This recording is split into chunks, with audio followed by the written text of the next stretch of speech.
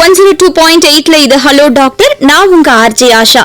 Hello doctor நிகழ்ச்சியில நாம பேச போற டாபிக் என்னன்னா, உடலின் செரிமான அமைப்புகளுக்கான ஒரு முக்கியமான சென்டர் ஆஃப் த பாடின்னு நம்ம வயிற்று சொல்லலாம். சோ அப்படி வயிறு சார்ந்த பிரச்சனைகள் என்ன, அதுக்கான சொல்யூஷன் என்ன அப்படின்றத பத்தி நிறைய விஷயங்கள் நம்ம கூட ஷேர் பண்ணிக்கிறதுக்காக நம்ம ஸ்டுடியோக்கு வந்திருக்காங்க. புதுச்சேரி இந்திரா காந்தி மருத்துவ கல்லூரி மற்றும் ஆராய்ச்சி நிறுவனத்தின் பொது மருத்துவத்துறையின் உதவி பேராசிரியர் டாக்டர் எஸ் ஹரிபிரசாத் அவர்கள். வணக்கம் sir, welcome to the show. வணக்கம் டாக்டர். இப்ப நார்மலா வயிறு சார்ந்த ப்ராப்ளம்ஸ், காமனா இருக்கிற ப்ராப்ளம்ஸ்ல என்னென்ன? பொதுவாக நம்ம வயிறு சார்ந்த பிரச்சனைகள் அப்படின்றதுக்கு முன்னாடி வயிறு நமது உடல்ல ஒரு முக்கியமான உறுப்பு. ஸோ வயிறு என்ன பண்ணுது அப்படின்னாக்கா, நம்ம டெய்லியும் சாப்பிட்ற அந்த சாப்பாட்டுல இருந்து தேவையான கார்போஹைட்ரேட், புரோட்டீன் மற்றும் கொழுப்பு சத்துக்களை தேவையான அளவு எடுத்துக்கொண்டு அதை ஈஸியாக ஜீரணிக்க உதவுவது தான் இந்த வயிறுடைய முக்கியமான வேலை. ஸோ இந்த வயிறு பகுதி அப்படின்னா யூஸ்வலாக நாங்கள் இந்த கேஸ்ட்ரோ இன்டெஸ்டினல் ட்ராக்ட் அப்படின்னு சொல்லுவோம். அது எப்படின்னா, ஃபர்ஸ்ட் நம்ம சாப்பிட்ற அந்த உணவு குழாயிலிருந்து ஆரம்பிக்குது. ஸோ ஈசோஃபேகஸ்ன்னு சொல்லக்கூடிய அந்த உணவு குழாய், ஸ்டொமக் வயிறு பகுதி, அப்புறம் சிறுகுடல், பெருக்குடல், அப்புறம் அதை சார்ந்த மற்ற உறுப்புகளான இந்த பித்தப்பை, கணையம், கல்லீரல், இது எல்லாமே நம்ம சாப்பிட்ற உணவை ஜீரணிக்க உதவுவதற்கான முக்கியமான உறுப்புகள் ஆகும். ஸோ இப்போ இதில் ஏதாவது நம்மளுக்கு பிரச்சனை வருது அப்படின்னா அதை நம்மளுக்கு இந்த சிம்டம்ஸ் நிறையா வரும். இப்போ காமனாக இருக்கக்கூடியது அப்படின்னு பார்த்தோம்னா, இப்போ நம்ம சாப்பிட்ற அந்த உணவு முழுங்குறதுல இருந்து, ஸோ முழுங்குறதுல கஷ்டம், இந்த டிஸ்பேஜியா அப்படின்னு சொல்லுவாங்க. அடுத்தது ஈஸியாக ஜீரணிக்க முடியாத நிலைமையில ஏற்படுறது டிஸ்பெப்சியா. ஸோ ஜீரணமே ஆக மாட்டேங்குது, ரொம்ப கஷ்டமாக இருக்குது அப்படின்னு சொல்லுவாங்க. அப்புறம் எரிச்சலாக இருக்குது, நெஞ்சு எரிச்சலாக இருக்குது அப்படின்னு சொல்லுவாங்க. அதுக்கு அடுத்தது பார்த்தோம்னாக்கா வயிறு வலியும் ஒரு முக்கியமான சிம்டமாக சொல்லலாம். அடுத்தது வயிறு உப்பசமாகிறது, வாந்தி, வயிற்றுப்போக்கு, weight loss, significant weight loss இருக்குது அப்படின்னா இதுவுமே இந்த சிம்டம்ஸ்லாம் நம்ம இந்த வயிறு சார்ந்த பிரச்சனைகளுக்கான சிம்டம்ஸாக நம்ம இதை எடுத்துக்கலாம் நம்ம. ஓகே. இப்போ பொதுவா வயிறு நம்மளுக்கு ப்ராப்ளமா இருக்கு அப்படின்றத ஃபர்ஸ்ட் நாமளே தெரிஞ்சுக்கிறது எப்படி சார்? இப்போ ஈஸியாக ஜீரணிக்க முடியல, நம்ம சாப்பிட்டது அப்படியே கொஞ்சம் சாப்பிட்டாலும் அப்படியே வயிறு உப்பசமாயிடுது, நம்மளுக்கு ஜீரணம் ஆக மாட்டேங்குது, இல்லைனாக்கா வாந்தி வருது, சாப்பிட்டதுக்கு அப்புறம் இல்லை சாப்பிட்றதுக்கு முன்னாடி வயிறு வலி வருது, அப்புறம் வெயிட் லாஸ் ஆகுது. ஸோ நம்ம என்ன சாப்பிட்டாலும் எடை குறைஞ்சிக்கிட்டே போகுது. ஸோ அப்புறம் உடல் ரொம்ப சோர்வாகவே இருந்துட்டு இருக்கு, இல்லைன்னா வயிற்றுப்போக்கு இருக்கு, மலச்சிக்கல் இருக்கு, மாறி மாறி இந்த மாதிரி வந்துகிட்டே இருக்கு அப்படின்னா இதெல்லாம் நம்மளுடைய வயிறு பகுதியில ஏதோ பிரச்சனை இருக்கு அப்படின்றதுக்கான அறிகுறிகளா நம்ம இதை எடுத்துக்கலாம். இப்ப காமனா நார்மலா பசங்க, குழந்தைங்கல இருந்து பெரியவங்க வரைக்கும் ஃபர்ஸ்ட் சிம்டம்ஸ்னாலே வயிறு வலிக்குது, அவ்வளவுதான். ஆனா நம்மளுக்கு என்ன ப்ராப்ளம்ன்றது நம்மளுக்கு சரியா தெரியாது. எந்த கட்டத்துல இது ஓகே, இது நார்மலான வலிதான், இதுக்கு நம்ம ஹாஸ்பிட்டல் போக தேவையில்ல, பட் இந்த மாதிரி இருந்ததுன்னா கண்டிப்பா ஹாஸ்பிட்டலுக்கு போயிடணும் அப்படின்றது எந்த ஸ்டேஜுக்கு கண்டிப்பா இவங்க மருத்துவர்களை அணுகணும்? வயிறு வலி தொடர்ந்து இருந்துகிட்டே இருக்கு. ஸோ ஒரு நாள் வயிறு வலிக்கிறதுக்கு அப்புறம் சரியா போயிடுது அப்படின்னா அந்த மாதிரிலாம் ஒன்றும் பிரச்சனை இல்லை. ஆனால் தொடர்ந்து சாப்பிட்ற பார்த்து வயிறு வலிக்குது, இல்லை சாப்பிட்டதுக்கு அப்புறம் வயிறு வலிச்சுக்கிட்டே இருக்குது, கொஞ்சம் சாப்பிட்டாலும் வயிறு உப்பசமா இருக்கு, வயிறு கனமா இருக்கு, இல்லைன்னா குமட்டல் இருக்கு, வாந்தி வருது, அதான் முன்னாடியே சொன்ன மாதிரி உடல் ரொம்ப சோர்வா இருக்குது, இல்லைனாக்கா எடை குறைஞ்சிக்கிட்டே போகுது அப்படின்னாக்கா கண்டிப்பா நம்ம மருத்துவரை பார்க்க வேண்டியதா இருக்கும். ஓகே. இப்போ பொதுவான காரணங்கள் என்னென்ன இந்த வயிற்று வலி ஏற்படுவதற்கான? வயிற்று வலி நான் முன்னாடி சொன்ன மாதிரி இந்த உணவு குழாயில் ஆரம்பிச்சு இந்த சிறுகுடல், பெருக்குடல் மற்றும் அது சார்ந்த பகுதிகள், எதுல பிரச்சனைகள் இருந்தாலும் அது ஃபர்ஸ்ட் சிம்டமா வர்றது நம்மளுக்கு வயிறு வலி அப்படின்னு தான் சொல்லுவாங்க. ஸோ இப்போ வயிறு பகுதியை பொறுத்த வரைக்கும் வயிறுல ஏற்படக்கூடிய வயிற்று புண்கள், ஸோ அல்சர்னு சொல்லுவாங்க, பெப்டிக் அல்சர் டிசீஸ் அப்படின்னு சொல்லுவாங்க, அதனால கூட நம்மளுக்கு வயிறு வலி வரலாம். அடுத்தது இப்போ கணையத்தில் ஏதாவது பிரச்சனை இருக்குது, பேன்க்ரியாடைட்டிஸ் வரப்போ அதில் வரலாம், இல்லை பித்தப்பையில் ஏதாவது பிரச்சனை இருக்குது, கோலிசிஸ்டைட்டிஸ்னு சொல்லுவோம், இல்லைனா பித்தப்பையில் கற்கள் இருக்குது அப்படின்னா அதுவுமே வயிறு வலியாக இருக்கலாம். அடுத்தது இந்த கல்லீரல் சம்பந்தப்பட்ட பிரச்சனையிலையுமே வயிறு வலியாக இருக்கலாம். இல்லைனாக்கா சாதாரணமாக இந்த அக்யூட் கேஸ்ட்ரைட்டிஸ் அப்படின்னு சொல்லுவோம், அது இந்த அமிலத்தன்மை ரொம்ப ஜாஸ்தியாக இருக்கிறப்போ வயிறு வலி வரலாம். ரெண்டாவது கேஸ்ட்ரோ ஈசோஃபேஜியல் ரிஃப்ளெக்ஸ்ன்னு சொல்லுவாங்க. ஸோ இந்த அமிலம் என்ன ஆகுனாக்கா நம்ம அந்த உணவு குழாய்க்கு மேலே வரைக்கும் போயிட்டு வரதுனால அந்த நெஞ்சு எரிச்சல், வயிறு வலி, அதுவுமே வயிறு வலிக்கான காரணங்களா நம்ம சொல்லலாம். ஓகே. இப்போ ஃபர்ஸ்ட் சிம்டம்ஸ் என்னன்னா செரிமான பிரச்சனைகள் தான் முதன்மையா நீங்க சொல்றீங்க. இப்போ இந்த செரிமான பிரச்சனைகள் ஏற்படும் போது இது எதனால ஏற்படுது, இதுக்கான கியூர் பண்றதுக்கு என்னென்ன வழிமுறைகள் இருக்கு? இந்த செரிமான பிரச்சனைகள் அப்படின்றது யூஸ்வலா அந்த டிஸ்பெப்சியா அப்படின்னு சொல்றது. ஸோ சாப்பாடு வந்து கொஞ்சம் நேரம் இல்லாமல் சாப்பிட்றது. ஸோ கரெக்டான நேரத்தில் சாப்பிடாம இருக்கிறது. காலையில் யூஸ்வலாக வந்து சில பேர் காலையில் சாப்பிடாம இருப்பாங்க, மதியம் மட்டும் சாப்பிடுவாங்க, நைட்டு மட்டும் சாப்பிடுவாங்க. இல்லைனா சாப்பாடை வந்து கொஞ்சம் வேகமாக சாப்பிட்றது. அதுக்கு அடுத்தது பார்த்தோம்னாக்கா வந்து இந்த அமிலத்தன்மை அதிகமாக இருக்கக்கூடிய அந்த உணவு இதெல்லாம் வந்து அதிகமாக எடுத்துக்கிறது. இல்லை நைட்டில் வந்து ரொம்ப ஜாஸ்தியாக எண்ணெய் பொருள் அதிகமாக எடுத்து சாப்பிட்றது, இல்லைனா ஸ்பைசியாக சாப்பிட்றது. ஸோ இதை மாதிரிலாம் இருந்தப்போ என்ன ஆகுனாக்கா இந்த செரிமான கோளாறுகள் ஏற்படுறதுக்கான வாய்ப்புகள் இருக்குது. ஓகே, இப்போ வந்து நீங்கள் சொன்னீங்க அன்டைமில் ஃபுட்டு எடுத்துக்கிறது, இல்லை நேரம் தவிர்த்து வந்து ஃபுட்டு எடுத்துக்கிட்டாலும் இந்த மாதிரி செரிமான பிரச்சனைகள் வரும்ட்டு. இப்போ இருக்கக்கூடிய வாழ்க்கை முறை பார்த்தீங்கன்னா எல்லாருமே வந்து ஷிஃப்ட்டில் ஒர்க் பண்ணுறவங்களா இருப்பாங்க. ஒன்று மார்னிங் வந்து சாப்பிட முடியாது. இப்போ காலையில் ஸ்கூலுக்கு போகிற பசங்களே எடுத்துக்கிட்டீங்கன்னா கூட வேகமாக இயர்லி மார்னிங் கிளம்புறதுனால ஏதாவது ஒரு கிளாஸ் பால் அந்த மாதிரி ஏதாவது லிமிட்டாக எடுத்துட்டு கிளம்பிடுறாங்க. ஸோ அவங்களுக்கான ஃபுட்டு வந்து அவங்க எடுத்துக்கிறது இல்லை. ஸோ இந்த மாதிரி ஆலையும் வந்து பிரச்சனைகள் வந்து வருது. ஸோ என்ன டைமுக்கு கரெக்டாக வந்து ஃபுட்டு எடுத்துருக்கணும்? ஏன்னா அந்த அமிலம் வந்து சுரக்கும் போது வயிற்றுல செரிக்கிறதுக்கான உணவு இருக்கணும். ஸோ அது அமிலத்தன்மை அதனால தான் அதிகமாக சுரக்கிறதுனால வயிறு வலி பிரச்சனைகள்லாம் வருது. ஸோ எந்த டைம்ல கரெக்டாக காலைல ஃபுட்டு எடுத்துருக்கணும்? காலையிலன்னு பார்த்தோம்னாக்கா நம்ம யூஸ்வலாக சொல்கிறது வந்து எல்லோரும் அந்த 8 மணிக்கெலாம் சாப்பிட்டணும் அப்படின்றாங்க. மதியம் அதே மாதிரி 1 மணிக்கு. நைட்டில் வந்து 7:30 இல்லைனா 8:30க்குள்ளே சாப்பிட்டணும் அப்படின்றாங்க. ஸோ இது வந்து நார்மலாக இந்த மாதிரி சாப்பிட்டோம்னாக்கா நம்மளுக்கு இந்த அஜீரண கோளாறுகள்லாம் ஏற்படாது அப்படின்றது தான் வந்து. ஸோ அதனால் இந்த டைமு கரெக்டாக சாப்பிட்றது முக்கியமானது. வந்து இந்த காலை சாப்பாட்டை வந்து அவங்க கண்டிப்பாக சாப்பிட்டே ஆகணும். அதை வந்து தவிர்க்கிறது, சாப்பிடாம விட்டுறது, அதனால் ஆசிட் ரொம்ப ஜாஸ்தியாகி அதனால் பிரச்சனைகள் ரொம்ப ஜாஸ்தியாக தான் ஆகும். அதனால் காலையில் சாப்பாடு கண்டிப்பாக சாப்பிட்டு தான் ஆகும். ஓகே, இப்போ இருக்கிறவங்கலாம் வந்து ஒரு ஃபேஷனாகவே ஆயிடுச்சு. மார்னிங் டிஃபன் வந்து நான் சாப்பிடவே மாட்டேன், ஸ்ட்ரைட்டாக வந்து நான் மத்தியானம் சாப்பிட்றோம் அப்படின்னு சொல்கிற யூத்லாம் நம்ம நிறைய பேரை பார்க்குறோம். ஸோ இது எந்த அளவுக்கு நல்லதுன்னு நீங்கள் நினைக்கிறீங்க? அதான் இது நல்லது இல்லை. நம்ம யூஸ்வலாக வந்து காலையில் சாப்பாடு தான் வந்து கண்டிப்பாக சாப்பிட்டே ஆகணும். அதில் உங்களுக்கு தேவையான அளவு அந்த ப்ரோட்டீன், கார்போஹைட்ரேட், ஃபேட் எல்லாமே வந்து நீங்கள் அந்த காலை சாப்பாடு சாப்பிட்றது தான் வந்து முக்கியமானது. ஸோ இப்போ இந்த காலை சாப்பாடு ஸ்கிப் பண்ணுறதுனால தான் வந்து ஏகப்பட்ட பிரச்சனைகள் வர்றதே காரணம். ஒன்று வந்து முக்கியமானது வந்து இந்த அஜீரண கோளாறு, அப்படி இல்லைன்னா இந்த அல்சர், வயிறு புண்கள் ஏற்படுவது, அது எல்லாமே வந்து இந்த காலை சாப்பாடு தவிர்க்கிறதுனால தான். ஸோ காலை சாப்பாடு சாப்பிட்லனாக்கா அந்த ஆசிட் வந்து ரொம்ப ஜாஸ்தியாகி அதுக்கான பிரச்சனைகள் தனியாக வர ஆரம்பிக்குது. நம்ம ஓகே, இப்போ இதோட முடிவு என்ன அப்படின்னு பாத்தீங்கன்னா நிறைய பேருக்கு இந்த வயிற்று புண்கள் வந்துடும் சரியா சாப்பாடு சாப்பிடாதனால. ஸோ இந்த வயிற்று புண்களால ஏற்படுற பாதிப்புகள் என்ன, இதை எப்படி கியூர் பண்றதுன்றத பத்தி சொல்லுங்க சார். அதான் வயிற்று புண்கள் பார்த்தோம்னா அது அந்த கேஸ்ட்ரிக் அல்சர்ஸ்ன்னு சொல்லுவோம். ஸோ அது வந்து பெப்டிக் அல்சர் டிசீஸ் அப்படின்னு யூஸ்வலாக அந்த காமன் டேர்மில் சொல்கிறது. ஸோ அது வந்து இந்த மாதிரி வந்து சாப்பிட்றது வந்து கரெக்டாக நேரமையாக சாப்பிட்றது, இல்லைனாக்கா வந்து வேகமாக சாப்பிட்றது. ஸோ இதெல்லாம் வந்து அந்த ஆசிட் வந்து ரொம்ப ஜாஸ்தியாகி அதனுடைய நம்மள வயிற்று பகுதியை வந்து அரிப்பு ஏற்படுறதுனால வரது தான் வந்து அந்த gastric ulcers, peptic ulcer disease அப்படின்னு சொல்லுவாங்க. ஸோ இதுக்கு வந்து ஃபர்ஸ்ட் நம்மளுடைய லைஃப் ஸ்டைல் மாடிஃபிகேஷன்ஸ் தான் வந்து முக்கியம். கரெக்டாக நேரமாக கரெக்டாக சாப்பிட்ணும், ஒரு பேலன்ஸ்டு டயட்டாக சாப்பிட்ணும், ஸ்பைசி ஃபுட்ஸ்லாம் அவாய்ட் பண்ணிக்கணும். இந்த ஃபாஸ்ட் ஃபுட் மெயினாக இந்த ஃபாஸ்ட் ஃபுட்ஸ்லாம் வந்து நம்ம அவாய்ட் பண்ணோம்னாக்கா இந்த வயிற்று புண்ணுலேருந்து நம்ம வந்து இது பண்ணலாம். அடுத்து வயிற்றுப்புண் வந்ததுக்கப்புறம் வந்து நம்ம மருத்துவர் அணுகி அதுக்கு உரிய மருத்துவத்தை எடுத்துக்கிட்டோம்னாக்கா இதுலேருந்து விடுபடுவோம். வெல்கம் பேக் எஃப்எம் ரெயின்போ 102.8ல கேட்டுட்டு இருக்கீங்க ஹலோ டாக்டர் நிகழ்ச்சி. இன்னைக்கு நிகழ்ச்சியில புதுச்சேரி இந்திரா காந்தி மருத்துவ கல்லூரி மற்றும் ஆராய்ச்சி நிறுவனத்தின் பொது மருத்துவத்துறையின் உதவி பேராசிரியர் டாக்டர் எஸ் ஹரிபிரசாத் அவர்கள் நம்ம கூட இருக்காங்க. வயிறு சார்ந்த பிரச்சனைகள் குறித்து நிறைய விஷயங்கள் நம்ம கூட ஷேர் பண்ணிட்டு இருக்காங்க. தொடர்ந்து பேசலாம் சார். இப்போ வந்து நீங்க வயிற்று புண் பத்தி சொல்லிட்டு இருந்தீங்க. இப்போ நார்மலா மார்னிங் டிஃபனை ஒமிட் பண்றவங்களுக்கு மட்டும் தான் வயிறு புண் வருமா, இல்ல சில பேர் வந்து டேப்லெட்ஸ்லாம் ஹெவி டோஸ் எடுத்துக்கிறாங்களே, ஸோ இதனாலேயும் வருமா? ஆமா, இந்த வயிறு புண்ணு வந்து முக்கியமாக இந்த tablets, over the counter tablets அப்படின்னு சொல்லுவாங்க. அதாவது அவங்களாவே போயிட்டு மருந்து கடையில் போயிட்டு எனக்கு உடம்பு வலிக்குது மாத்திரை கொடுங்க அப்படின்னு சொல்லி சாப்பிட்றதா இருக்கட்டும். அப்படி இல்லைனாக்கா வேற இந்த ஆன்டிபயோட்டிக்ஸ் வாங்கி சாப்பிட்றது, இல்லைனா ஸ்டீராய்டு மாத்திரை வாங்கி சாப்பிட்றது.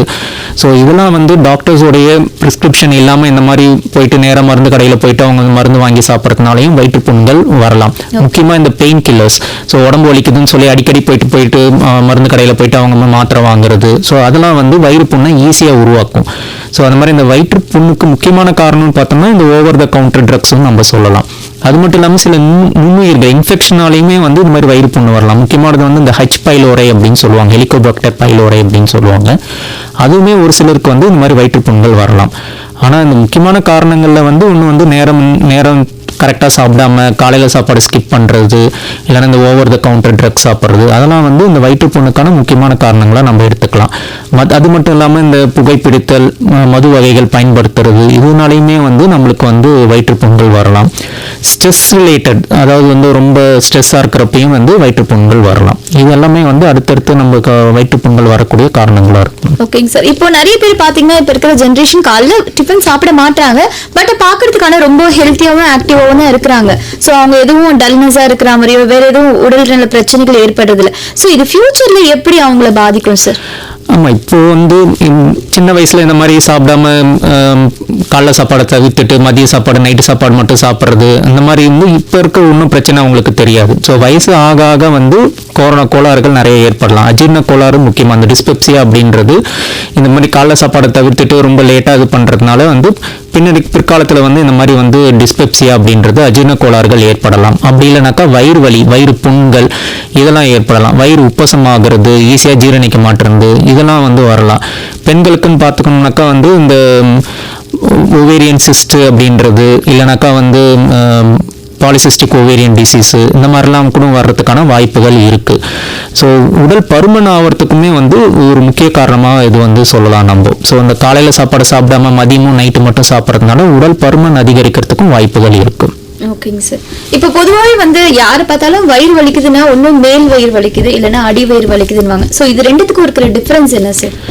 இப்போ பொதுவாக வந்து நம்ம வயிறு பகுதியை வந்து இந்த அம்பிளிகஸ்ன்னு சொல்லக்கூடிய இதுலேருந்து அம்பிளிகஸ்க்கு மேலே இருக்கிறது வந்து மேல் வயிறும், அதுக்கு கீழே இருக்கிறது வந்து கீழ் வயிறும் அப்படின்னு சொல்லுவோம். அதாவது தொப்புளுக்கு மேலே தொப்புளுக்கு கீழே. ஸோ தொப்புளுக்கு மேலே இருக்கிறது யூஸ்வலாக வந்து இந்த இதில் வலிக்குதுன்னு சொல்லுவாங்க, மேல் வயிறு வலிக்குது அப்படின்னு சொல்லுவாங்க. அப்போ வந்து என்ன ஆகுனாக்கா அங்கே இருக்கிற உடல் உறுப்புகள் இருக்கும். ஒன்று வந்து அது வந்து ஸ்டொமக்னால வரலாம், அப்படி இல்லைனாக்கா வந்து பித்தப்பைகள்னால வரலாம். பித்தப்பையில் ஏற்படக்கூடிய இன்ஃபெக்ஷன், இல்லைன்னா பித்தப்பையில் கல் இருக்கிறதுனால வரலாம். கல்லீரல் லிவரில் ஏற்படக்கூடிய ப்ராப்ளம்ஸ்னால வந்து வயிறு வலி வரலாம். அப்படி இல்லைன்னா கணையத்தில் ஏற்படக்கூடிய ப்ராப்ளம்ஸ்னாலையும் வயிறு வலிலாம் வரலாம். ஸோ இதெல்லாம் வந்து மேல் வயிறு வலிக்கான காரணங்களாக சொல்லும். அதே கீழ் வயிறு வலி அப்படின்னு சொல்ல ஆரம்பித்தோம்னாக்கா அது வந்து அப்பண்டிசைட்டிஸாக இருக்கலாம், அப்படி இல்லைனாக்கா வந்து கொலைட்டிஸ்ன்னு சொல்லுவாங்க. ஸோ சிறுகுடல் பெருக்குடலில் ஏதாவது இன்ஃபெக்ஷன் ஆகிருந்ததுன்னா அதனால் ஏற்படக்கூடிய வலிகளாக இருக்கலாம். அப்படி இல்லைனாக்கா இந்த யூரினரி பிளாடர்னு சொல்லக்கூடிய சிறுநீர் பையில் ஏற்படக்கூடிய இன்ஃபெக்ஷன்ஸ், யூடிஐன்னு சொல்லுவாங்க, அதனாலையும் வந்து அடிவயிறு வலி வரலாம். பெண்களுக்கு வந்து இந்த யூட்ரஸ் ப்ராப்ளத்தினால இல்லைனா ஓவரினால் வரக்கூடிய வலிகள், இதெல்லாம் வந்து அடிவயிறு வலிக்கான காரணங்களாக நம்ம சொல்லுவோம். ஸோ இந்த தொப்புளுக்கு மேலே இருக்கிறது வந்து மேல் வயிறுன்ட்டு, கீழே வந்து கீழ் வயிறு. இதில் இருக்கிற உறுப்புகளில் ஏதாவது பிரச்சனைகள் ஏற்படுதுன்னா அது மேல் வயிறு வழியாகவும் கீழ் வயிறு வழியாகவும் நம்ம வந்து பார்க்கலாம். ஓகேங்க சார். சப்போஸ் இப்போ வந்து நிறைய ஓவரா சாப்பிட்றதுனால சில பேருக்கு வந்து பாத்தீங்கன்னா இந்த வயிறு வீக்கம், இல்ல சாப்பிடலாம் கூட சம்டைம்ஸ் வந்து வயிறு வீக்கமா தெரியும். மோஸ்ட்லி நம்ம அந்த குழந்தைங்களுக்குலாம் நம்ம நிறைய பார்க்க முடியும். இந்த வயிறு வீக்கம் அப்படின்றது எதனால ஏற்படுது, இதோட அறிகுறிகள் என்ன, இதை எப்படி சரி பண்றது? வயிறு வீக்கம் அப்படின்றது வந்து பொதுவாக வந்து அஜீரண கோளாறுகளால் வந்து வயிறு வீக்கம் வரலாம். அப்படி இல்லை அப்படின்னாக்கா வயிறில் வந்து நீர் தேங்குதல், அசைட்டிஸ் அப்படின்னு சொல்லுவோம். ஸோ அந்த மாதிரி இருந்ததுனாலும் வந்து வயிறு வீக்கம் வரலாம். அப்படி இல்லை அப்படின்னாக்கா வந்து வாயு வந்து உள்ளே இருக்குது அப்படின்னப்போ வயிறு வீக்கம் வரலாம். அதுக்கு அடுத்தது பார்த்தோம்னாக்கா இந்த உடல் உறுப்புகள் வந்து வீங்கி போகிறதுனால, இப்போ வந்து கல்லீரல் வந்து வீக்கமாகுது, ஹெப்படோமெகாலி அப்படின்னு சொல்லுவோம். ஸோ அந்த மாதிரி இருந்தாலும் வயிறு வீக்கம் வரலாம். அது இல்லைனாக்கா வந்து ஸ்பினோமெகாலி அப்படின்னு சொல்லுவோம். இந்த மண்ணீரல் வந்து வீக்கமாக இருந்தாலும் அதனாலையும் வந்து வயிறு வீக்கம் ஏற்படலாம். இல்லை மலச்சிக்கல் இருக்குது அவங்களுக்கு அப்படின்னா அதனாலையும் வந்து வயிறு வீக்கங்கள் வரலாம். ஏன்னாக்கா இந்த இன்ஃப்ளமேட்டரி பவல் டிசீசஸ்ன்னு சொல்லுவோம், அதனாலையும் வந்து வயிறு வீக்கங்கள் வரலாம். இல்லைனாக்கா வந்து வயிறில் வந்து ஏதாவது கட்டி வருது அப்படின்னாலும் வயிறு வீக்கம் வரலாம். ஓகேங்க சார், தொடர்ந்து பேசலாம். காலர் வந்திருக்காங்க. ஹலோ, வணக்கம். ஹலோ. வணக்கம் மேடம். உங்க பேர் சொல்லுங்க, எங்க இருந்து பேசுறீங்க? பம்பாக்கம் சாம்பசிவம். ஓகேங்க சார், டாக்டர் இருக்காங்க, கேளுங்க உங்க கொஸ்டினை. வணக்கம் டாக்டர். சொல்லுங்க சார். எனக்கு ஒரு சந்தேகம். சில பேர் இந்த பித்தப்பையில கல் இருக்கிறதாக பித்தப்பையை எடுத்துடுறாங்க. அது மாதிரி உள்ளவங்களுக்கு ஏதாவது ப்ராப்ளம் வருங்களா? இல்ல, அது அவங்க பித்தப்பை எடுத்ததுக்கு அப்புறம் கேக்குறீங்களா? ஆமா. பித்தப்பை எடுத்ததுக்கு அப்புறம் இந்த கொழுப்பு சத்து வந்து ஜீரணம் ஆகிறதுல மட்டும்தான் அவங்களுக்கு கஷ்டம் இருக்கும், தவிர மற்றபடி வேற எந்த ப்ராப்ளமும் இருக்காது அவங்களுக்கு. அதான் சார், எனக்கு தெரிஞ்ச ஒரு 2-3 பேர் பித்தப்பை எடுத்துட்டு வாந்தி சரியா செரிமானம் இல்ல அப்படி ரொம்ப கஷ்டப்பட்டுட்டு இருக்காங்க. அதனால கேக்குறேன் உங்களை. அது வந்து யூஸ்வலா வாந்திலாம் வர்றதுக்கான வாய்ப்புகள்லாம் இல்லை. அந்த கொழுப்புச்சத்து ஜீரணம் ஆகிறதுக்கான அதுல மட்டும்தான் வந்து அவங்களுக்கு அந்த ப்ராப்ளம்லாம் இருக்குமே தவிர மற்றபடி அந்த பித்தப்பை எடுக்கிறதுனால அதனாலலாம் ஒன்றும் அந்த வாந்தி அந்த மாதிரிலாம் எதுவும் இருக்காதுங்க. சரிங்க சார். அப்ப பித்தப்பை எடுக்காம அந்த கல்லை எடுக்க முடியாது வெளியே? இல்ல, அது வந்து பித்தப்பை அடைப்பு ஏற்பட்டு பித்தப்பை வீக்கமாகி இல்லைன்னா பித்தப்பையில இன்ஃபெக்ஷன் இருக்கு அப்படின்றப்ப தான் வந்து இந்த பித்தப்பையை எடுப்பாங்க. சாதாரண கல் இருக்கு அதனால எந்த தொந்தரவும் இல்லை அப்படின்னாக்கா நம்ம அந்த பித்தப்பையை எடுக்க வேண்டிய அவசியம் கிடையாது. அந்த பித்தப்பை மருந்து மாத்திரையில கரைக்க முடியாதுங்க. அது இந்த மாதிரி நான் சொல்றது பித்தப்பை அடைச்சிக்கிட்டு வாயு பகுதி அடைச்சிடுச்சு அதனால வீக்கம் ஆயிடுச்சு இன்ஃபெக்ஷன் ஆயிடுச்சு அப்படின்னாக்கா நம்ம வந்து கல் வந்து ரொம்ப பெருசா இருக்கு அப்படின்னா பித்தப்பை எடுத்து தான் ஆகணும். ஓகே சார், நன்றி sir. Okay sir, thank you sir. இப்போ நார்மலா வந்து நம்ம ஏதாவது வயிற்றுக்கு ஒவ்வாத ஏதாவது ஒரு பொருட்களை சாப்பிட்டா உடனே அது வந்து நம்மளுக்கு டைஜஷன் ஆகாது. ஸோ சம்டைம்ஸ் வந்து அது நம்மளுக்கு வந்து லூஸ் மோஷன் ஆகும். ஸோ இது தவிர்த்து வேற என்னென்ன மாதிரியால இந்த வயிற்றுப்போக்கு வந்து ஏற்படுது சார்? வயிற்றுப்போக்கு வந்து மெயினாக பார்த்தோம்னாக்கா இன்ஃபெக்ஷன்ஸ். ஸோ இந்த இன்ஃபெக்ஷன் வந்து நம்ம சாப்பிட்ற உணவில் ஏற்படக்கூடிய இன்ஃபெக்ஷன்ஸாக இருக்கலாம். இல்லைன்னா நம்ம யூஸ் பண்ணுற அந்த தண்ணி, ஸோ சுத்தமான தண்ணி யூஸ் பண்ணலை அப்படின்னா அதனாலேயும் வந்து இன்ஃபெக்ஷன்ஸ் ஆகலாம். ஸோ முக்கியமான காரணம் இந்த வயிற்றுப்போக்குக்கு அப்படின்னு பார்த்தோம்னாக்கா இந்த இன்ஃபெக்ஷன்ஸ் தான். ஸோ பாக்டீரியா, வைரஸ் இல்லைன்னா பேரசைட்ஸ் அந்த மாதிரிலாம் சொல்லுவாங்க. ஸோ அந்த மாதிரி ஒரு இன்ஃபெக்ஷன் ஆயிடுச்சு, நம்ம சாப்பிட்ற உணவில் ஆயிடுச்சு, அப்படின்னா நம்ம யூஸ் பண்ணுற தண்ணியில் ஏதாவது இன்ஃபெக்ஷன் ஆயிருக்கு அப்படின்னாக்கா நம்ம வந்து இது வரும். சிலருக்கு வந்து என்ன ஆகுனாக்கா இந்த மாத்திரை ஒவ்வாமை, மருந்துகள் ஒவ்வாமைனாலையும் வந்து ஒரு சிலருக்கு வந்து நம்ம கொடுக்குற ஆன்டிபயோட்டிக்கு இல்லைனாக்கா அவங்க எடுத்துக்கிற வேற ஏதாவது மருந்துகள் ட்ரக்ஸ்னால வந்து இந்த மாதிரி வந்து வயிற்றுப்போக்கு ஏற்படலாம். அது அந்த வயிற்றுப்போக்கு வந்து இந்த முக்கியமான இதுன்னு பார்த்தோம்னாக்கா வந்து கிருமியினால ஏற்படக்கூடியது. ஸோ இந்த கிருமினால பார்த்தீங்கன்னா நம்ம உணவக்கூடிய உணவுல வந்து அழுகி போன உணவு சாப்பிட்றது இல்லை அதனால ஏதாவது இன்ஃபெக்ஷன் ஆன உணவு எடுத்துக்கொள்கிறது அதனால வர்றது. ரெண்டாவது வந்து இந்த தண்ணி வந்து நம்ம யூஸ் பண்ற தண்ணி வந்து சுத்தமான தண்ணி இல்லை, அதுல மாசு கலந்த தண்ணி வருது இல்லைன்னா சீவேஜ் ஏதாவது கலந்து வருது அப்படின்னாக்கா அதனாலையும் வந்து இன்ஃபெக்ஷன்ஸ் ஆகி அதனாலையும் வந்து வயிற்றுப்போக்கு வரலாம். இதெல்லாம் வந்து அக்யூட் டயரியா அப்படின்னு சொல்லுவோம் நம்ம. ஸோ அக்யூட் டயரியான்றது இந்த மாதிரி காரணங்களால வர்றது. ஒரு சிலருக்கு வந்து கிரானிக் டயரியா அப்படின்னு சொல்லுவாங்க. ஸோ 6 மாசத்துக்கு மேல 1 வருஷமாவே அவங்களுக்கு வந்து இந்த மாதிரி வயிற்றுப்போக்கு இருந்துகிட்டே இருக்கு அப்படின்னாக்கா அதுல வந்து சிறுகுடல் இல்லை பெருக்குடல்ல ஏதாவது பிரச்சனை இருக்கா, இன்ஃப்ளமேட்டரி பவல் டிசீஸ் ஏதாவது இருக்கா, அந்த மாதிரிலாம் வந்து டெஸ்ட் பண்ணிட்டு தான் நம்ம வந்து சொல்ல முடியும். கணைய பிரச்சனை இருந்தாலும் இந்த மாதிரி வந்து கிரானிக் டயரியா அப்படின்னு சொல்லுவோம். ரொம்ப 6 மாசத்துக்கு மேல 1 வருஷத்துக்கு மேல அவங்களுக்கு இந்த மாதிரி வந்து வயிற்றுப்போக்கு இருந்துகிட்டே இருக்கு அப்படின்னு சொல்லலாம். ஓகே சார், இப்ப தொடர்ந்து பேசலாம். அடுத்த காலர் வந்திருக்காங்க. ஹலோ, வணக்கம். வணக்கம் மேடம். பேர் ராஜு, பூச்சேரியில பேசுறேன் மேடம். ஓகே, உங்களோட क्वेश्चन கேளுங்க சார் கிட்ட. கேட்கலாம். ரெண்டு கேள்வி கேட்டுக்கிறேன். சொல்லுங்க. அதாவது எனக்கு வந்து நேரத்துக்கு சாப்பிடும்போது பசி இருக்காது. காலை சாப்பிடா மதியானம் ஒரு 2 மணிக்கு சாப்பிடுவேன். அதெல்லாம் விட்டா நைட்டு ஒரு 10 மணிக்கு சாப்பிட்டு படுத்துருவேன். சாப்பிட்ட தூக்கம் வந்து போகுது, தூக்கம் வந்து இருக்குது. அதாவது சில நேரம் வாய் வந்து பேசும்போது பயங்கர வாத்தாடி இன்னும் எதுல நிக்கிறேன் சொல்றாங்க. அப்புறம் எனக்கு ஒரு வாரத்துக்கு வந்து ஜுரம் அடிச்சு அதை வந்து ஹாஸ்பிட்டல் போய் மாத்திரை வாங்கி சாப்பிட்டா அதை வந்து ஆன்டிபயோட்டிக் கொடுத்தாங்க, பேரசிட்டமால் கொடுத்தாங்க, அவில் கொடுத்தாங்க.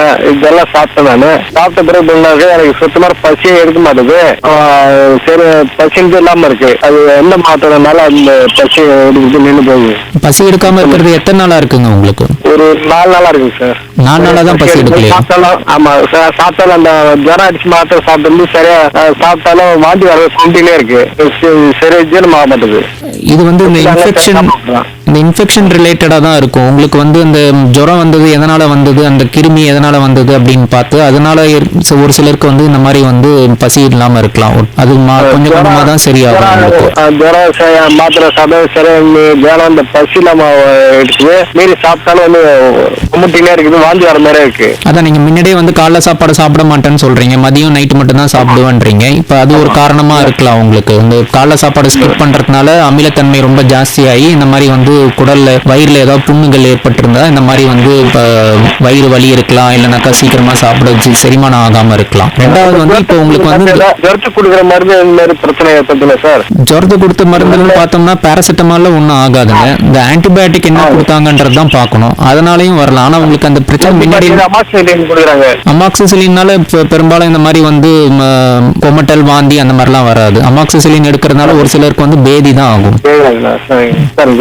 வாய் நார்மலாவே துர்நாற்றம் சார். பேசும்போது டக்குனு கிட்ட நீங்க பேசல துர்நாற்றம் அது என்ன காரணம் சார்? சரி பண்ண முடியல. அதுதான் அது வந்து வயிறு புண்ணால இருக்கலாம். இப்ப நீங்க இது எல்லாமே காரணம் எதுன்னு பாத்தீங்கன்னா நீங்க வந்து இந்த காலை சாப்பாடு ஒழுங்கா சாப்பிடறது இல்ல, மதியம் டைமுக்கு சாப்பிடறது இல்ல. சோ அமிலத்தன்மை ரொம்ப ஜாஸ்தியாகி அந்த அமிலம் வந்து மேல வரைக்கும் வரதுனால இந்த வாயில புண்ணெல்லாம் ஏற்பட்டு அதனால கூட இந்த வாய் நாற்றம் துர்நாற்றம்லாம் வரலாம். வாய் புண்ணுல இல்ல சார், புண்ணுல கிடையாது. இல்ல அந்த உணவு குழாய் வரைக்கும் அந்த இன்ஃபெக்ஷன் வந்ததுன்னா உங்களுக்கு வந்து இந்த மாதிரி வந்து வாய் துர்நாற்றம் அதெல்லாம் வரலாம்.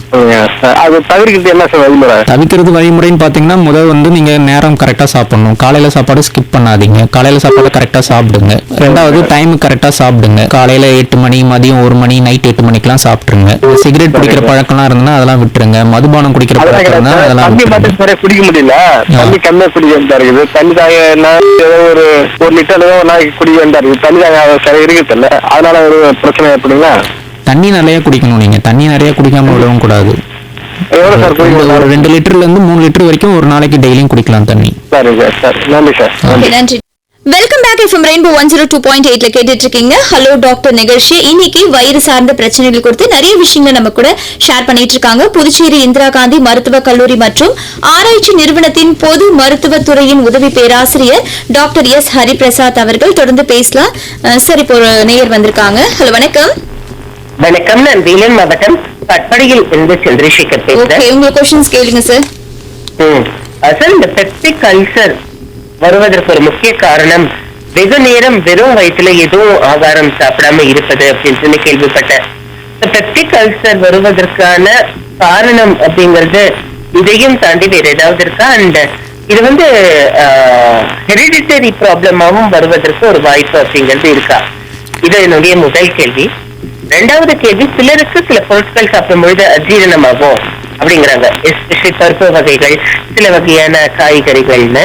இது எதனால செரிமான தொந்தரவுகள் இது அதிகமாக சில பேருக்கு ஏற்படுது? இதை எப்படி நம்ம போக்கிக்கலாம்? இதை பத்தி சொல்லுங்களேன்.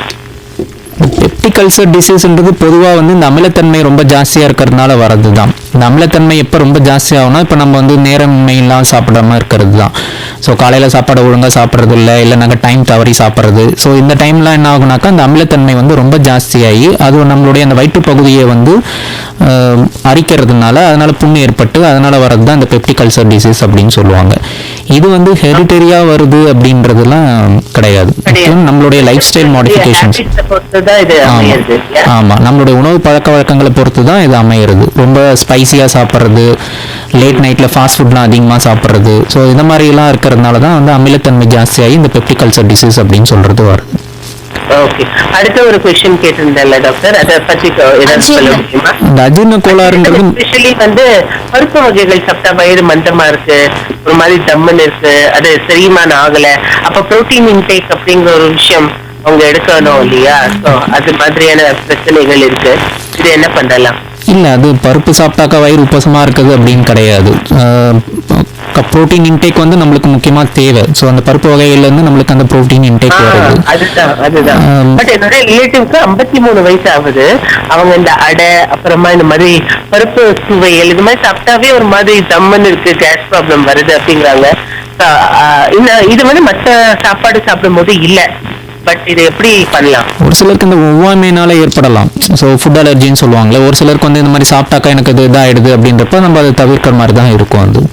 ஸோ அந்த பர்டிகுலர் நீங்கள் சொல்கிறீங்க, அந்த பர்டிகுலராக அந்த பருப்பு வகைகள் எடுத்தால் தான் எல்லா பருப்புமா இல்லை இந்த இதனால தான் வருதா அப்படின்றது அவங்க தான் டிசைட் பண்ணணும். ஃபுட் அலர்ஜினாலும் ஒரு சிலருக்கு இந்த மாதிரிலாம் வரலாம். ஓகே, நன்றி சார். அடுத்த நேயர், நாங்க கடலூர்ல இருந்து வெளில பேசுறோம் சார். சார் கிட்ட உங்களோட கேள்வி கேளுங்க. ஓகே மேம், சொல்லுங்க. வணக்கம் டாக்டர். சொல்லுங்கம்மா. இந்த அஜீரண கோளாறு இருக்கிறவங்க எதோ சாப்பிடக்கூடாது, எதோ சாப்பிடலாம், கொஞ்சம் ரேடியோல நான் கேட்டு தெரிஞ்சுக்கிறீங்க, சொல்லுங்க சார். ஓகேங்க. ஓகே, நன்றி சார். நன்றி. இந்த அஜீரண கோளாறு இருக்கிறவங்க வந்து முக்கியமாக வந்து இந்த டைம் கரெக்டாக சாப்பிடணும். நான் ஏற்கனவே சொன்ன மாதிரி இந்த காலையில் சாப்பாடு கண்டிப்பாக சாப்பிடணும். ரெண்டாவது காலையில் 7-8 மணிக்கெலாம் சாப்பிடணும். மதியம் 1 மணி, நைட் 7:30 8 மணிக்குள்ளே சாப்பிடணும். ஸோ இது கரெக்டாக கடைபிடிச்சாலே வந்து அவங்களுக்கு அந்த அஜீரண கோளாறுகள் ஏற்படாது. ரெண்டாவது வந்து பார்த்தோம்னாக்கா வந்து இந்த ஸ்பைசி ஃபுட்ஸ்லாம் வந்து அவாய்ட் பண்ணணும். அதே மாதிரி இந்த ஃபாஸ்ட் ஃபுட்டு சாப்பிட்றது அதையுமே வந்து அவங்களாம் வந்து தவிர்க்கணும். இந்த ரெண்டாவது இந்த ஸ்மோக் பண்ணுறது, இல்லைனாக்கா வந்து ஆல்கஹால் யூஸ் பண்றது, ஸோ இதெல்லாம் தவிர்த்தாக்க வந்து இந்த அஜீரண கோளாறுகள்லாம் வர்றதுக்கான வாய்ப்புகள் இல்லை.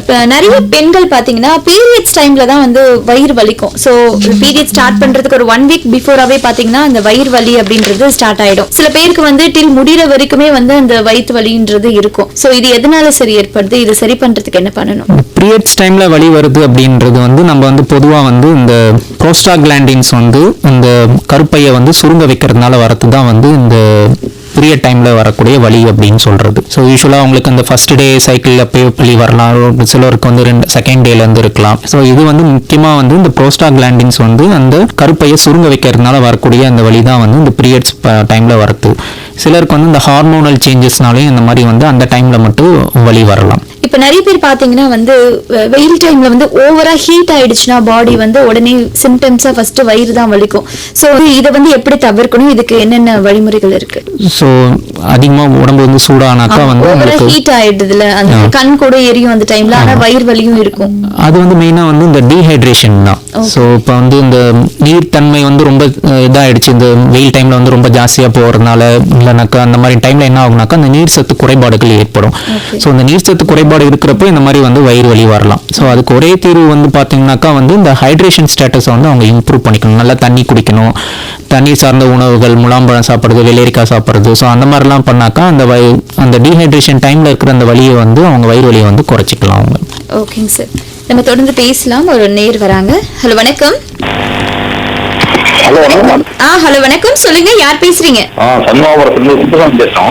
ஓகேங்க சார், உங்களோட கொஸ்டின் சொல்லுங்க.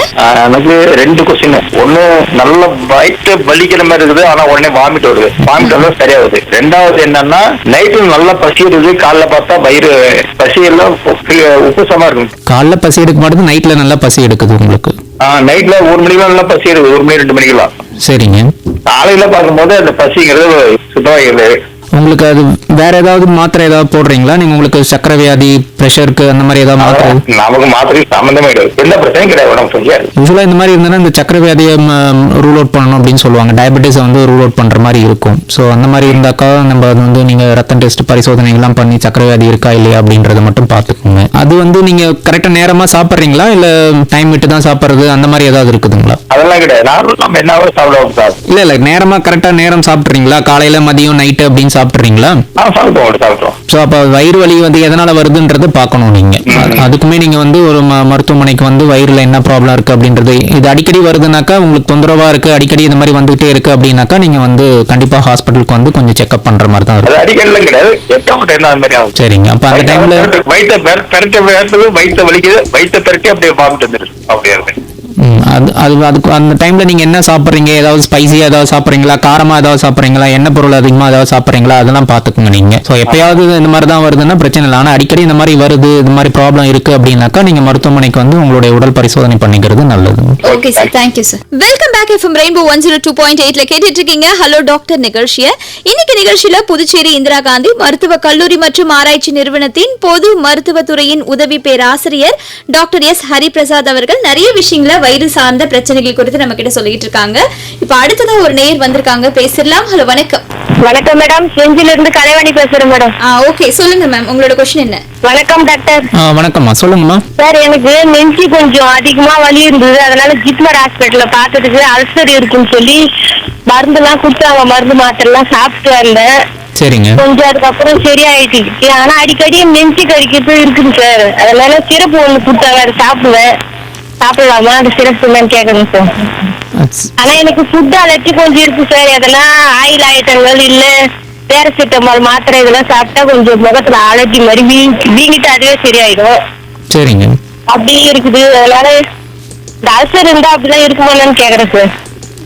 இந்த அல்சர் இருந்ததுன்னா அதோட முக்கியமா அந்த நான் ஏற்கனவே சொன்ன மாதிரி இந்த கேஸ்ட்ரோஎசோஃபேஜியல் ரிஃப்ளெக்ஸ் டிசீஸ்னு சொல்லுவாங்க. இந்த அமிலத்தன்மை வந்து நெஞ்சு வலி வருது சார். எப்போ ஒரு முறை கொஞ்சம் காரமாலாம் சாப்பிட்டா நெஞ்சு வலிக்குது. அதுதான்மா, இந்த அமிலத்தன்மை ரொம்ப ஜாஸ்தி ஆகுறப்போ இந்த மாதிரி நெஞ்சு வலி மாதிரியும் வரலாம்.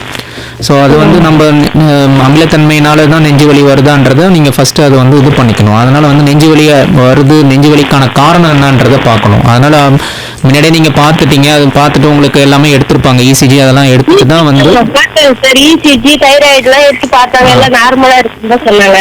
அதுதான் அதெல்லாம் எடுத்து சொன்னாங்க. சரிங்க. அதெல்லாம் எடுத்து பார்த்துட்டு நெஞ்சு வலிக்கான காரணம் என்னன்னு பார்த்துருப்பாங்க. ஸோ முக்கியமாக வந்து இந்த மாதிரி அல்சர் ப்ராப்ளம் இருக்கிறவங்க இல்லைனாக்கா அந்த அமிலத்தன்மை ரொம்ப ஜாஸ்தியாக இருக்கிறவங்க இந்த மாதிரி நெஞ்சு வலி வரலாம். ஸோ இப்போ நீங்கள் வந்து அந்த காரம் அதிகமாக சாப்பிடாம இருக்கிறது, இந்த ஸ்பைசி ஃபுட்ஸ் அதிகமாக சேர்த்துக்காம இருக்கிறது, கரெக்டாக டைமுக்கு சாப்பிட்றது, அதெல்லாம் தான் முக்கியம். ஸோ அதெல்லாம் கரெக்டாக ஃபாலோ பண்ணிட்டு வந்தீங்கன்னாக்கா இந்த மாதிரி வந்து உங்களுக்கு அடிக்கடி இந்த நெஞ்சு வலி, நெஞ்சு கரிப்பு அதெல்லாம் இருக்காது.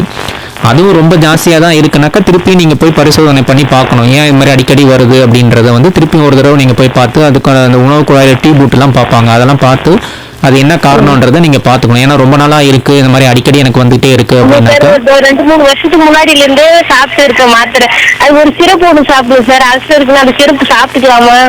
சிறப்பு இப்போதைக்கு சாப்பிடுங்க. அதாவது இப்போதைக்கு சாப்பிடுங்க, ஆனால் அது வந்து ஒரு நிரந்தர தீர்வாக இருக்காது உங்களுக்கு. ஸோ உங்களுக்கு இப்போ ஒரு எத்தனை வருஷமா இருக்குது இந்த மாதிரி அடிக்கடி வந்துகிட்டே இருக்குது? இது ஒரு 4 வருஷமா இருக்கு சார். அப்போ 4 வருஷமா திருப்பி அது சிம்டம் உங்களுக்கு இருந்துகிட்டே இருக்கு. நீங்க முன்னாடி கொடுத்த மாத்திரை போட்டும் ஒன்றும் கேட்கல அப்படின்னா திருப்பியும் போய் மருத்துவரை பார்த்து இந்த மாதிரி எனக்கு அடிக்கடி இருந்துகிட்டே தான் இருக்கு அப்படின்றது பாருங்க. இதுக்கான மருத்துவம்னா நல்லா இருக்கு. இப்போ திருப்பி அந்த டீ பூட்டு பார்க்கணும், உள்ள உணவு குழாயில் ஏதாவது பிரச்சனை இருக்கான்னு பார்க்கணும், வயிறு பகுதியில் ஏதாவது பிரச்சனை இருக்கான்னு பார்க்கணும். அந்த டீ பூட்டு பார்த்துட்டு தான் அவங்க சொல்லுவாங்க இது வயிறு சார்ந்த பிரச்சனை தான் அப்படின்னா அதுக்கான மருத்துவத்தை நீங்க கரெக்டாக எடுத்தீங்கன்னாக்க உங்களுக்கு அடிக்கடி இந்த மாதிரிலாம் இருக்காது உங்களுக்கு. இப்ப கொஞ்ச நேரத்துக்கு முன்னாடி தோசை ரெடி சாப்பிட்டேன் சார். அது இன்னும் நெஞ்சு கறிக்கிற மாதிரி ஒரு மாதிரியா இருக்கு. அந்த நெஞ்சு கறிக்கிறது சார் அதிகமா இருக்கு. அதுதான் இப்போ வந்து அது புண்ணு ஏதாவது இருக்கான்னு பார்க்கணும். நம்ம வயிறு பகுதியில் ஏதாவது புண்ணு இருக்கா, இல்லைனாக்கா உணவு குழாயில் ஏதாவது புண்ணு இருக்கா, அதெல்லாம் பார்க்கணும். அது திருப்பி போய் நீங்கள் காமிச்சு இந்த டீ பூட்டு பார்த்துக்குங்க நீங்கள். நன்றி. அடுத்த நேயர் சார். ஹலோ வணக்கம். வணக்கம் madam. Rajagopal Velliyur madam. Okay சொல்லுங்க சார், உங்களோட கொஸ்டின் என்ன? வணக்கம் டாக்டர். சொல்லுங்க. இந்த ஜெனரேஷன் மஞ்சள் மாலை எதனால வருது டாக்டர்? உணவு பழக்க வழக்கத்தினால வருங்களா? ரிலேஷன் வந்து ரொம்ப அவசரப்படுறாரு, அது கியூர் ஆகிறதுக்கு வயசு வருங்க டாக்டர். மஞ்சள் காமாலை வந்து காரணங்கள் நிறைய இருக்குங்க. இன்னும் கல்லீரல் பிரச்சனைனால மஞ்சள் காமாலை வரலாம், பித்தப்பை பிரச்சனைனால கல்லீரல் மஞ்சள் காமாலை வரலாம், கணைய ப்ராப்ளத்தினால மஞ்சள் காமாலை வரலாம். அவருக்கான காரணம் என்னன்றதை பார்க்கணும். ஏன் அவருக்கு மஞ்சள் காமாலை வந்தது? சில டைமில் இன்ஃபெக்ஷன்ஸ்னால வரலாம், இந்த ஹெப்படைட்டிஸ்ன்னு சொல்லுவாங்க, அதனால மஞ்சள் காமாலை வரலாம். ஸோ அவர் வந்து அந்த அதிகமாக தண்ணி அடிக்கிறது, மதுபானங்கள் ரொம்ப அதிகமாக யூஸ் பண்ணுறப்ப என்ன ஆகுனாக்கா அந்த கணையம் வந்து வீங்கி போகிறது, அப்படி இல்லைனாக்கா கல்லீரல் பிரச்சனை ஏற்பட போகுது அப்படின்னாக்கா வந்து அவங்களுக்கு வந்து மஞ்சள் காமாலை இருக்கும். அந்த பழக்கெல்லாம் இல்லை டாக்டர். அப்போ அவருக்கு மஞ்சள் காமாலை வரதுக்கான காரணம் என்னன்னு பார்க்கணும். அது மருத்துவரை பார்த்து நீங்கள் ஃபுல்லாக இந்த டெஸ்ட்லாம் பண்ணி எதனால் மஞ்சள் காமாலை இருக்குன்றது பார்க்கணும். அது இன்ஃபெக்ஷன்னாலையா, இல்லைனாக்கா நான் சொன்ன மாதிரி பித்தப்பையில் ஏதாவது ப்ராப்ளம் இருக்கா, கல்லீரல் ஏதாவது ப்ராப்ளம் இருக்கா, கணையத்தில் ஏதாவது ப்ராப்ளம் இருக்கான்றது பார்க்கணும் நம்ம. ஓகேங்க சார். நன்றி சார். சார் இப்போ வந்து இந்த துரித உணவுகள் வந்து அது மேல இருக்கிற மோகம் வந்து இப்ப நிறையவே இருக்கு. இப்ப இருக்கிற ஜெனரேஷனுக்கு இந்த துரித உணவுனால வயிறு சார்ந்த பிரச்சனைகள் என்னென்ன, இது எந்த அளவுக்கு பாதிக்கப்படுது? துரித உணவு இந்த ஃபாஸ்ட் ஃபுட்ன்றது வந்து இப்போ வந்து ரொம்ப காமனாக இருக்குது. இந்த சின்ன பசங்கள்லேருந்து பெரியவங்க வரைக்கும் எல்லாருமே இப்போ வந்து இந்த ஃபாஸ்ட் ஃபுட் கலாச்சாரம் வந்து ரொம்ப ஜாஸ்தியாகிட்டே இருக்குது. இந்த ஃபாஸ்ட் ஃபுட்டில் என்ன ப்ராப்ளம் இருக்குனாக்கா அதோடைய ஃபேட் கண்டென்ட் வந்து ரொம்ப ஜாஸ்தியாக இருக்கிறது. ரெண்டாவது வந்து சோடியம் வந்து ரொம்ப ஜாஸ்தியாக இருக்கும், ஹை சோடியம் அப்படின்னு சொல்லுவாங்க. இந்த லோ ஃபைபர் கண்டென்ட், அந்த ஃபைபர் நார்ச்சத்துலாம் வந்து ரொம்ப கம்மியாக இருக்கும். இல்லைனா அவங்க ஆட் பண்ணுற அந்த துரித உணவத்தில் ஆட் பண்ணுற அந்த ஒரு சில இதெல்லாம் வந்து என்ன ஆகுனாக்கா அது வந்து நம்மளுடைய வயிறு பகுதியை வந்து அரிக்கிறதுக்கான வாய்ப்புகள் இருக்குது. ஸோ அந்த இரிட்டேட்டிங் இன்க்ரீடியன்ட்ஸ் ஏதாவது யூஸ் பண்ணுவாங்க.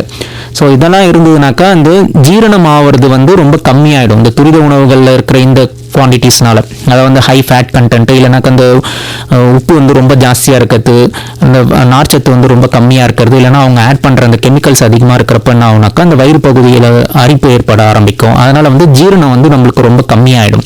ஸோ அந்த ஃபாஸ்ட் ஃபுட் அதிகமாக சாப்பிட்றவங்களுக்கு வந்து அஜீரண கோளாறுகள் வந்து ரொம்ப முக்கியமாக ஏற்படும் போக போக. ஸோ எது சாப்பிட்டாலும் அது ஜீரணம் ஆகாது, வயிறு உப்பசமாகவே இருக்கும். ஸோ இதெல்லாம் வந்து பின்னாடி போக போக என்ன ஆகுனாக்கா அந்த அல்சர் வயிறு புண்ணு ஏற்படுறதுக்கான வாய்ப்புகள் இருக்குது. ரெண்டாவது வந்து இந்த மலச்சிக்கல்கள் வரத்துக்கு வாய்ப்பு இருக்குது. இல்லைனாக்கா வந்து நம்மளுடைய இந்த விட்டமின்ஸ்லாம் வந்து கம்மியாகிறதுக்கான வாய்ப்புகளும் இருக்குது. அதனால் வந்து இந்த துரித உணவுன்றதை வந்து முக்கால்வாசி நம்ம வந்து யூஸ் பண்ணாமல் இருக்கிறது நல்லது. இல்லைனா அதுக்கான பிரச்சனைகள் ஜாஸ்தியாக வர ஆரம்பிக்கும். ரெண்டாவது இந்த துரித உணவுனால வந்து உடல் பருமன் ஆகிறதுக்கும் வாய்ப்பு இருக்குது. ஸோ உடல் பருமன் ஆக என்ன ஆகுனாக்கா இந்த சக்கரை வியாதி வர்றது, கொழுப்பு சத்து ரொம்ப ஜாஸ்தியாக வருது, டிஸ்லிபிடிமியான்னு சொல்லுவான். ஸோ அதனால் ஏற்படக்கூடிய பிரச்சனைகள், இருதய பாதிப்பு ஏற்படுறது, இல்லைனாக்கா நுரையீரல், கல்லீரல், கிட்னி பாதிப்பு ஏற்படுறது இதெல்லாம் வந்து வரும். ஸோ அந்த ஃபாஸ்ட் ஃபுட்ன்றது வந்து ரொம்ப ஜாஸ்தி ஆகிட்டே இருக்குது. அந்த ஃபாஸ்ட் ஃபுட்னால இவ்வளோ ப்ராப்ளம்லாம் இருக்குது. ஸோ அது வந்து நம்ம முக்கியமாக தவிர்க்கணும். இப்ப வயிறு சம்பந்தமான பிரச்சனைகளை குறைக்க என்ன பண்ணணும், என்ன பண்ணக்கூடாது சார்? ஸோ அந்த வயிறு சம்பந்தப்பட்ட பிரச்சனைகளை குறைக்கிறதுக்குன்றது வந்து நம்ம ஏற்கனவே இவ்வளோ நேரமாக பேசணும் தான். ஃபர்ஸ்ட் வந்து கரெக்டாக சாப்பிடணும். ஸோ நேரமாக கரெக்டாக சாப்பிடணும். காலைல சாப்பாடு கண்டிப்பாக சாப்பிடணும். காலை சாப்பாடு தவிர்க்கக்கூடாது, ஸ்கிப் பண்ணுறது கூடாது. ஸோ காலையில் அந்த டைமுக்கு சாப்பிட்றது 8, மதியம் 1 மணி, நைட்டு 7:30 8 மணிக்குள்ளே கண்டிப்பாக சாப்பிடணும். தண்ணி நல்லா குடிக்கணும். ஒரு போதுமான அளவுக்கு வந்து தண்ணி வந்து நம்ம நல்லா குடிக்கணும். ரெகுலர் எக்ஸசைஸ் பண்ணுறது அதுவும் வந்து ரொம்ப முக்கியமானது. அதுக்கடுத்தது இந்த ஃபாஸ்ட் ஃபுட் கலாச்சாரம், அது வந்து நம்ம ஃபாஸ்ட் ஃபுட்டு, ஜங்க் ஃபுட்டு, இந்த பேக்கெட் ஃபுட்ஸு, ஸோ அதெல்லாம் வந்து நம்ம கண்டிப்பாக தவிர்க்கணும். ஸோ ஸ்மோக் பண்ணுறது, மதுபானம் குடிக்கிறது இதுவும் கண்டிப்பாக தவிர்க்கணும். நல்லா வந்து ஒரு சுத்தமான தண்ணீரில் வந்து உணவு செஞ்சு சாப்பிட்றது. ஸோ இதெல்லாம் வந்து பண்ணோம்னாக்கா அந்த வயிறு சார்ந்த பிரச்சனைகளை வந்து நம்ம குறைக்கலாம். ஓகேங்க சார். இப்ப நார்மலாவே வந்து வயிறு சம்பந்தமான பிரச்சனைகள் ஆல்ரெடி இருக்கு. கல்லீரல், மண்ணீரல், ஏதோ ஒரு பிரச்சனைகள் இருக்கு. சோ இவங்க என்ன மாதிரி உணவுகளை எடுத்துக்கணும், என்ன மாதிரி உணவுகளை சாப்பிடக்கூடாது? ஸோ என்ன மாதிரி உணவுகளை எடுத்துக்கணும்னாக்கா நம்ம ஒரு நல்ல ஒரு ஹெல்த்தி ஃபுட்டாக எடுத்துக்கணும் நம்ம. ஸோ காய்கறிகள், பழங்கள், புரதச்சத்து நிறைந்து பேலன்ஸ்டு டயட்டு, ப்ரோட்டீன் பேலன்ஸ்டாக இருக்கணும். ஸோ அந்த ஃபேட் கண்டென்ட் ரொம்ப ஜாஸ்தியாக இருக்கிறதெல்லாம் வந்து அவாய்ட் பண்ணிக்கணும். அவங்க காரம் அதிகமாக சேர்த்துக்கூடாது, எண்ணெய் ஆகாரங்கள் அதிகமாக சேர்க்கக்கூடாது, இந்த குளிர்பானங்கள்லாம் அவங்க வந்து கண்டிப்பாக தொடவே கூடாது. இந்த ஃபாஸ்ட் ஃபுட்டு ஏற்கனவே சொன்ன மாதிரி இந்த பழைய உணவுலாம் சாப்பிட்றது, ஸோ அதெல்லாம் அவாய்ட் பண்ணிக்கணும். ஏற்கனவே பிரச்சனை இருக்கிறவங்க இதெல்லாம் அவாய்ட் பண்ணிக்கிட்டோம்னா மேற்கொண்டு திருப்பி இந்த பிரச்சனை வராமல் பார்த்துக்கலாம். ஓகேங்க சார். இப்போ நம்ம ஹலோ டாக்டர் நிகழ்ச்சியோட நிறைவு தருணத்துக்கே வந்தாச்சு. நிறைவா நீங்க நேயர்களுக்கு என்ன சொல்ல விரும்புறீங்க? நிறைவாக சொல்லணும்னாக்கா ஒரே ஒன்று தான், கரெக்டாக டைமுக்கு சாப்பிடுங்க, ஹெல்த்தியாக சாப்பிடுங்க. நேயர்களே, நிகழ்ச்சியோட நிறைவு தருணத்துக்கு வந்தாச்சு. இன்னைக்கு புதுச்சேரி இந்திரா காந்தி மருத்துவ கல்லூரி மற்றும் ஆராய்ச்சி நிறுவனத்தின் பொது மருத்துவத்துறையின் உதவி பேராசிரியர் டாக்டர் எஸ் ஹரிபிரசாத் அவர்கள் வயிறு சம்பந்தமான பிரச்சனைகளுக்கு நிறைய விளக்கங்கள் வந்து நம்ம நேயர்களுக்கும் நம்மளுக்கும் கொடுத்தாங்க. சோ அவங்களுக்கு நிலையத்தின் சார்பாக மனமார்ந்த நன்றி டாக்டர். நன்றி.